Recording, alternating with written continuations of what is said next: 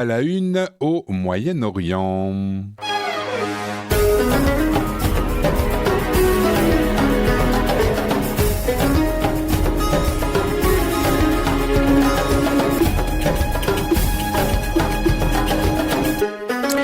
Une au Moyen-Orient, et plus particulièrement en Iran, le peuple iranien est dans la rue. Le régime des mollahs réprime ces manifestations avec intensité, nous vous le disions dans les infos, et tire à balles réelles sur les manifestants. Lise, ce matin, vous allez en parler avec notre invité Arman Shabazi, les journalistes franco-iraniens pour la chaîne d'opposition Dor TV et membre du Front iranien pour le rétablissement de l'état de droit. J'ai hâte d'entendre ses commentaires. Arman Shabazi, bonjour. Bonjour à vous, merci pour votre invitation. Avec C'est un plaisir plaisir, d'être avec vous. merci d'être ce matin sur Radio Judaïka. Arman, donc vous qui êtes franco-iranien, c'est vrai que le peuple iranien avait déjà commencé sa révolution Femme, Vie, Liberté, qui avait déjà été réprimée dans le sang. Pourquoi est-ce que les manifestations, selon vous, ont repris maintenant?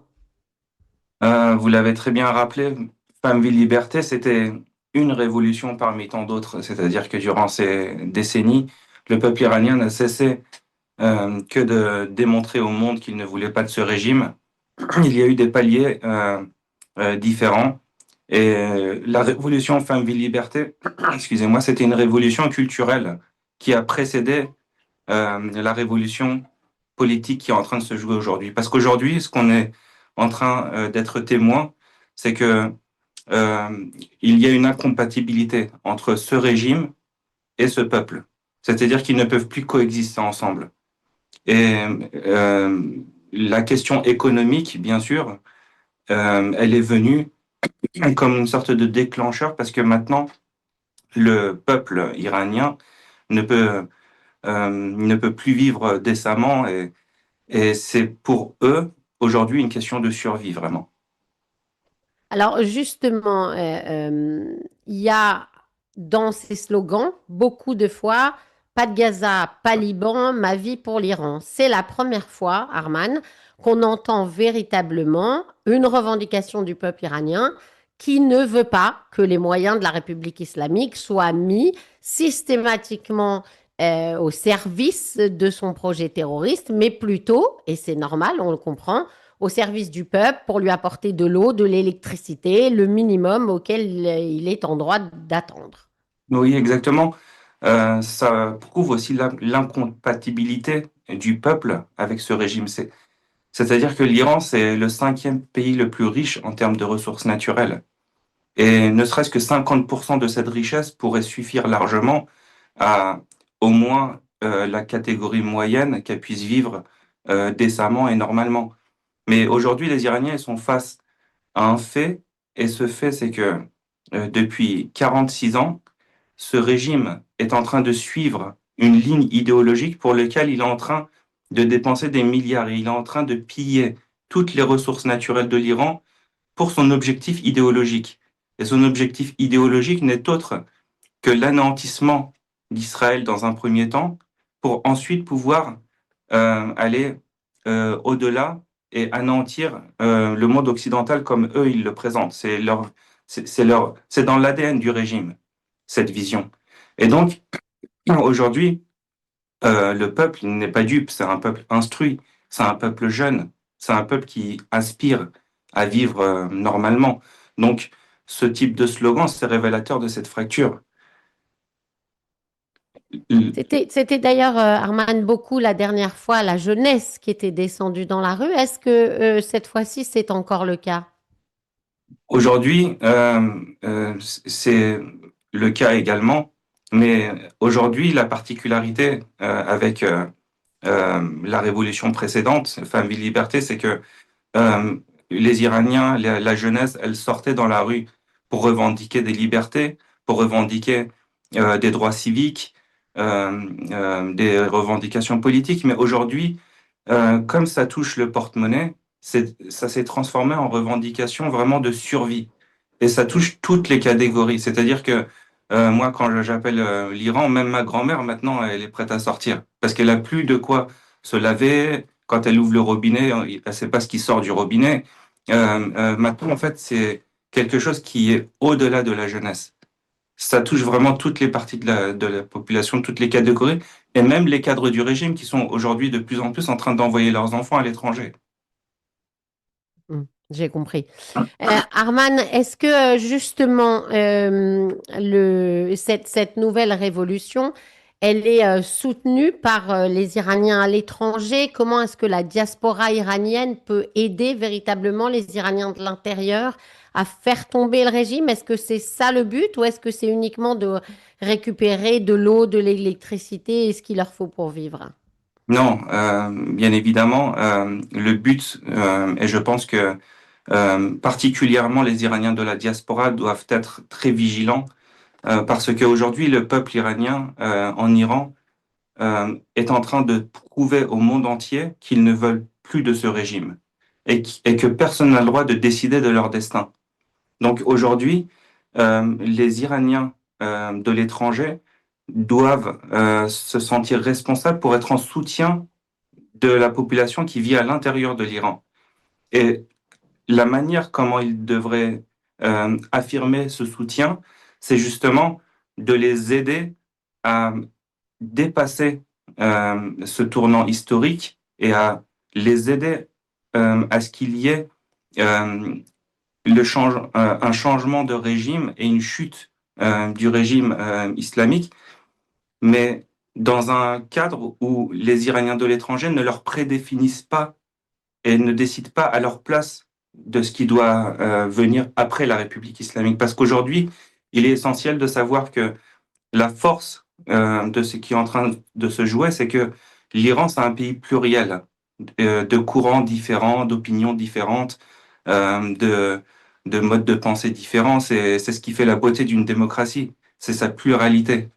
Et aujourd'hui, ce qui fait union en Iran, c'est le fait que tout le monde, aujourd'hui, tous ces courants différents sont unis dans un seul objectif, c'est la chute du régime.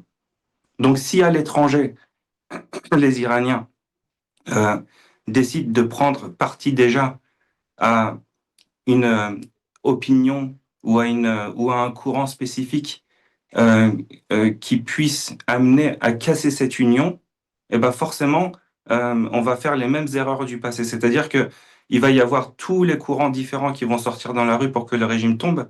Et quand ils vont voir qu'à l'étranger, il y a plus de promotion pour tel courant ou tel autre courant est en train de faire une sorte de récupération, et ben une partie de la population va rester chez lui. Et ça va casser cette union. Et ça, c'est un jeu que le régime sait très bien faire. C'est-à-dire il a toujours joué sur l'opposition, sur les différences entre les oppositions pour les monter les uns contre les autres. Et ce jeu, malheureusement, il est beaucoup plus visible au sein de la diaspora. Est-ce que vous avez peur aujourd'hui, Arman Shahbazi, de la répression de ces manifestations de la part de la République islamique? Est-ce qu'il va y avoir beaucoup de morts, à votre avis? L'appareil répressif du régime, d'ailleurs, c'est tout ce qui lui reste aujourd'hui parce que toutes les institutions et tout ce qui est un semblant étatique est aujourd'hui en train de se dissoudre complètement. Donc, ce qui reste aujourd'hui pour le régime, c'est son appareil répressif. Et là, on va, je pense, rentrer dans une phase qui va être une phase peut-être, je l'espère pas, mais peut-être assez longue, à savoir que le régime a encore des ressources à utiliser. Ils ont parlé de vouloir utiliser, si les Iraniens ne veulent plus taper sur leurs concitoyens, ils ont dit qu'ils allaient utiliser les milices irakiennes, les milices afghanes, qui sont bien sûr à leur disposition. Mais ce qui est important aujourd'hui particulièrement, c'est qu'aujourd'hui on est vendredi, et vendredi c'est traditionnellement pour le régime la prière du vendredi, les tribunes de propagande.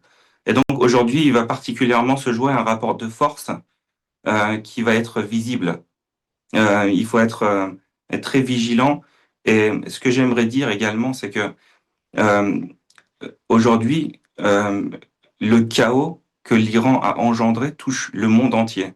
Ça touche aussi bien l'Europe que le Moyen-Orient.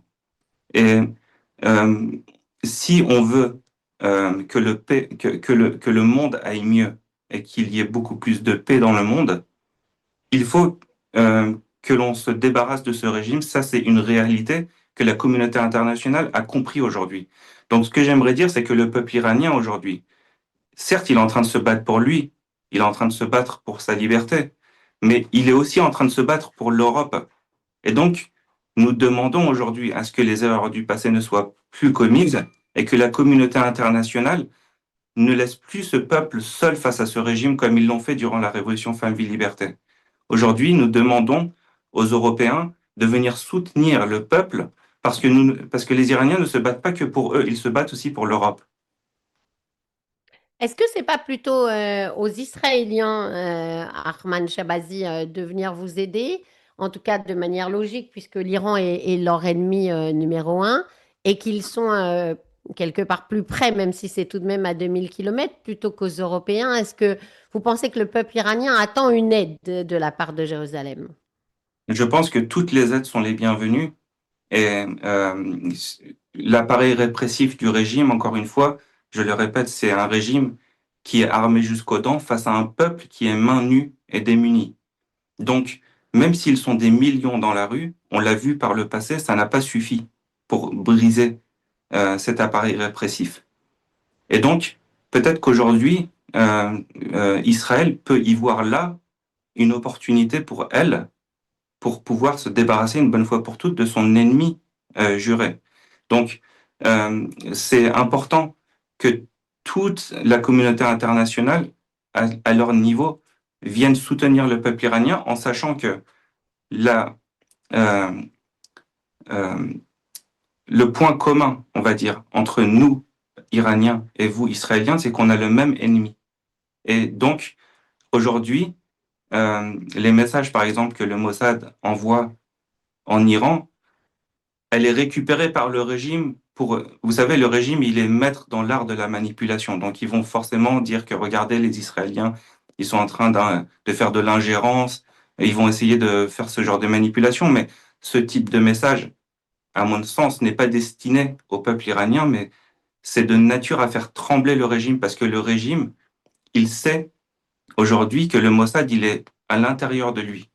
Donc, quand le Mossad, par exemple, il envoie ce type de message, vous savez, il y a une blague en Iran, c'est un petit peu sordide, ce que je vais dire là, mais on dit qu'aujourd'hui, l'appareil répressif du régime essaye d'attraper les jeunes et leur donne des accusations d'être des agents du Mossad. Alors les Iraniens, ils disent, au lieu de vous en prendre aux jeunes, si vous voulez faire un maximum de morts au sein des agents du Mossad, vous n'avez qu'à vous tuer vous-même.